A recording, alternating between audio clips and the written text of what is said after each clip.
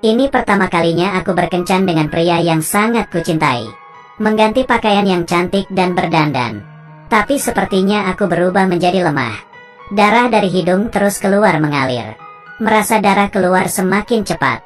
Ia menggunakan kain untuk menahannya. Sang ibu yang pertama kali melihat situasi ini tidak tahu harus bagaimana. Di saat darah mengalir banyak, tidak bisa menahan tubuhnya lagi. Saat itu mendengar suara bel. Pacarnya yang datang untuk menjemputnya. Ia menyuruh ibunya untuk tidak membukakan pintu. Ia tidak ingin pacarnya melihatnya dalam keadaan seperti itu. Ibunya yang panik tetap saja membukakan pintu. Tessa menggunakan usahanya, pergi ke balik bak untuk sembunyi. Tapi tetap saja ketahuan oleh pacarnya. Pacarnya sangat terkejut, dan hanya berdiam di depan pintu. Iya benar, siapa yang mau berpacaran dengan penderita leukemia? Ibu yang melihat ia tidak bergerak, pun dengan kesal mengantarnya ke rumah sakit. Tessa menyembunyikan kepalanya di pelukan ibu. Ia tidak ingin pacarnya melihat mukanya. 4 tahun lalu aku dinyatakan menderita leukemia. Dokter berkata tidak bisa diobati. Sehingga aku menyerah untuk dirawat. Ayah dan ibu sudah pisah rumah. Aku, adik dan ayah tinggal bersama. Ayah berkata penyakitku mencurigakan. Aku kesal dia yang seperti itu. Setelah Tessa meninggal, kita bisa liburan kemana ya? Karl berkata seperti sangat tidak punya perasaan. Keluar, di mana aku berkata salah. Kemudian, ia membereskan foto-foto di kamarnya dan membakarnya. Kumohon, jangan seperti ini. Bila kamu tidak menginginkannya, berikan kepadaku. Aku sangat marah. Ayah berkata seperti aku sebentar lagi akan mati. Bisakah menganggapku seperti orang normal? Di saat membakar foto, aku bertemu dengan seorang pria. Ternyata ia juga tinggal di sana dan lumayan tampan. Di saat aku memikirkannya tampan, tiba-tiba pandangan gelap. Badan sudah terjatuh di tanah. Di saat aku siuman, di depanku adalah pria tampan itu. Dia sedikit panik, mengira aku darah renda. Dengan perhatian ia memberikanku air.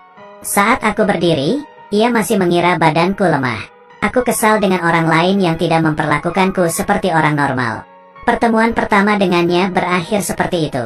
Tapi mukanya yang tampan sudah tersimpan di dalam hatiku. Sebenarnya aku dari awal sudah membuat suatu keinginan. Contohnya seperti melepaskan keperawananku untuk pertama kalinya. Menggunakan narkoba, mencuri barang, pergi ke bar hingga mabuk. Membuat seluruh dunia tahu namaku dan lain-lain.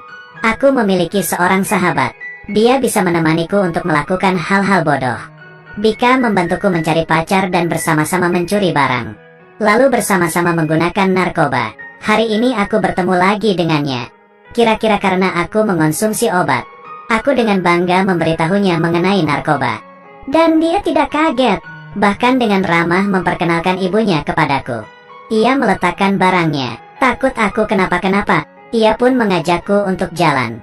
Aku yang senang pun mengiyakan. Aku dan sahabat menaiki mobilnya. Di perjalanan aku melihat satu pasangan yang sangat romantis. Orang tua yang sendirian duduk di kursi panjang. Dan seorang anak yang berantam dengan anaknya.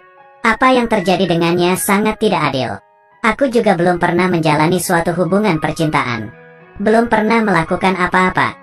Dan kematian sudah menghampirinya. Aku tidak berhentinya menenangkan diri. Semuanya akan membaik. Aku berhenti di sebuah hutan. Lalu memanjati pohon. Memikirkan di saat itu menjadi orang yang normal. Dia pun juga mengikuti panjat. Aku menceritakan penyakitku kepadanya. Lalu mengatakan, bila bisa membuatku sakit kepala dalam waktu lama, maka aku sudah pulih. Aku ingin selamanya di sini. Bila kamu bersedia bersamaku di sini. Bila kamu setuju aku sangat senang. Aku menderita penyakit, tapi pria bernama Adam ini kelihatannya tidak peduli. Dia membawaku naik bus, bahkan bisa menceritakan lelucon sehingga membuatku tertawa. Kami datang ke sebuah tebing, dan duduk di atas kursi panjang menceritakan berbagai hal. Ternyata ayahnya sudah lama meninggal. Lalu karena hal itu ia keluar dari sekolah. Aku menyemangatinya untuk masuk sekolah lagi. Dia tiba-tiba menanyai aku takut mati gak? Aku tentu saja takut. Banyak orang mengira setelah terkena penyakit parah akan langsung pasrah. Ini bukan perjalanan pulang. Tapi di atas bus banyak orang. Tanpa terasa ia pun memeluknya. Dia juga memelukku. Aku perlahan-lahan meletakkan kepala di bahunya. Dan di saat itu, hatiku terasa sangat nyaman. Di malam hari, ia mengajakku ke sebuah pesta, lalu mengantarku pulang. Sebelum berpisah, kami berdua merasakan tidak ingin pulang. Aku melihat tulisan yang kutulis di dinding. Hal-hal yang harus dilakukan sebelum mati. Akhirnya tercapai. Yang lebih senang adalah aku bertemu dengannya. Hari ini, karena ketahuan mencuri bersama sahabatku kami ditangkap. Melihat sahabat yang mencuri, aku baru mengetahui bahwa dia hamil. Saat dijemput pulang oleh ayah, dia tiba-tiba berhenti di depan ayah. Aku pun tidak memedulikan ayah lalu keluar menaiki motornya. Dia membawaku ke sebuah pantai, menyalakan api unggun dan berenang di pantai. Tapi karena hal ini aku pun diantar ke rumah sakit oleh ayah. Aku mulai muntah. Dokter berkata penyakitku sudah merambat ke seluruh tubuh. Takut waktu sudah tidak banyak lagi. Kabar ini bagiku bukanlah hal yang besar. Aku dari awal sudah mempersiapkan diri untuk meninggal. Di malam hari ayah memanggil ibu untuk bermain kembang api bersama. Ayah mengira di sebelum aku mati, untuk memberikanku kehangatan sebuah keluarga. Keesokannya, aku diam-diam menyetir mobil ayah keluar. Tapi sepertinya aku sangat tidak bisa menyetir. Aku menemui Adam. Yang membuatku tidak terpikirkan adalah, aku ingin kita kencan untuk yang sebenarnya. Kenapa tidak sekarang saja? Aku dengan senang ke rumah, lalu membuka lemari ibu, mencari pakaian yang bisa dipakai. Dengan cepat mengganti baju, tapi badanku mulai kambuh. Kumohon jangan hari ini, kumohon. Adam yang mengetahui hal itu langsung buru-buru ke toilet, dan melihat diriku yang seperti ini. Semuanya kelihatan sedih, tapi aku tidak menyalahkannya. Ayah dan ibu, karena penyakitku, hubungannya menjadi lebih baik. Di perjalanan pulang, aku menanyai ayah di saat aku pingsan tadi. Adam ada datang atau telepon gak? Mendengar jawaban pasti dari ayah, aku sedikit sedih, juga sedikit kecewa. Kira-kira hubunganku berakhir seperti ini. Di saat aku mengira hubunganku sudah redup, di perjalanan pulang, aku melihat namaku yang tertulis di dinding. Di semua tempat ditulis oleh Adam. Dia tahu keinginanku yang ini, yaitu membuat seluruh dunia mengetahui namaku. Lalu Adam datang ke rumah. Ayah kelihatannya bukan tidak menyukainya. Aku tahu ayah bukan hanya takut Adam tidak kuat untuk menerima setelah kematianku. Tapi Adam tidak memedulikannya. Dia tiap hari akan datang ke rumah untuk merawatku. Hingga ayah akhirnya menerimanya. Hari ini sahabat datang menemuiku. Dia memutuskan untuk melahirkan bayinya, dan aku sangat senang. Aku tidak ingin melihat nyawa menghilang di depan mataku. Hal yang ingin kulakukan sekarang adalah melihat anak sahabatku sebelum mati. Tapi sepertinya tidak mungkin. Adam tiap hari menemaniku. Tiap malam akan diam-diam masuk ke kamar melalui jendela, lalu tidur di sebelahku. Sebelum aku pergi, ada seorang yang kucintai di sampingku. Adalah hal yang paling bahagia. Beberapa bulan kemudian aku melakukan pengecekan. Aku menanyai dokter, bisa tidak berikan aku waktu sebulan lagi? Karena 1 bulan lagi, sahabatku akan melahirkan. Dokter diam sebentar lalu menjawab, tidak. Semua ini tetap saja datang. Sekarang aku hanya ingin menemui Adam, melewati hal paling sulit ini bersamanya. Di saat aku sampai di rumahnya, aku baru mengetahui Adam hari ini mengikuti orientasi sekolah, dan akan kembali ke sekolah di bulan September. Aku kesal dan sedih. Aku kesal karena dia tidak memberitahukan hal ini kepadaku. Apakah dia memang memperlakukanku seperti itu? Dia bilang dia akan menemaniku hingga akhir. Aku kembali ke kamar lalu melempar semua barang karena marah. Ini semua apa? Setelah ayah melihat kejadian ini, ayah juga tidak bisa menahannya.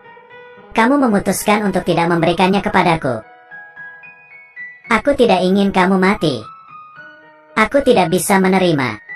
Bawalah aku pergi. Ayah yang selama ini kuat akhirnya menangis seperti anak kecil. Aku tidak berbicara apa-apa, hanya diam di sebelahnya, lalu tidak berhenti mengelusnya hingga tenang. Aku sendirian datang ke tebing, dan duduk di atas kursi panjang. Adam menemuiku. Ia mengatakan hal masuk sekolah, dan alasan ia tidak memberitahunya. Ia mengatakan aku sudah memberinya harapan untuk masuk sekolah kembali. Bila tidak, dia tidak mungkin melakukan hal itu. Iya, benar.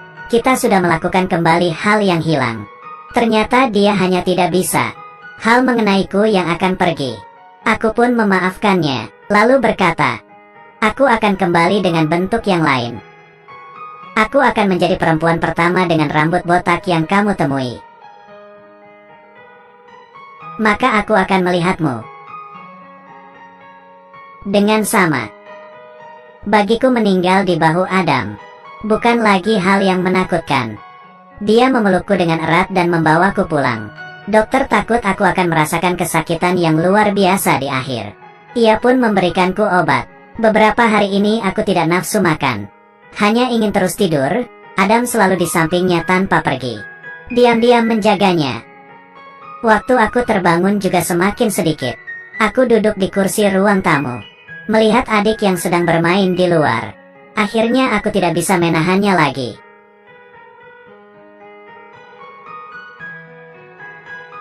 Semua pasti akan membaik. Aku kembali tertidur. Bayangan sejak kecil hingga besar tiba-tiba terbayang di depanku. Rambutku panjang. Sekeluarga makan bersama dengan bahagia. Bersama pacar melakukan hal yang kita suka. Telingaku terdengar suara yang familiar. Kami semua di sini, Tessa. Kami semua mencintaimu. Kamu melakukan dengan baik. Sudah boleh pergi, kamu sudah boleh pergi. Selamat tinggal, Tessa. Bila kamu mau, kamu boleh menjadi hantu dan menangkapku. Aku tidak takut. Aku sangat berusaha untuk membuka mati, tapi tidak bisa. Selamat tinggal keluarga yang kucintai. Selamat tinggal pacar yang kucintai. Kalian jangan sedih karenaku. Aku hanya ada di sisi lain, menjalani hidup baru.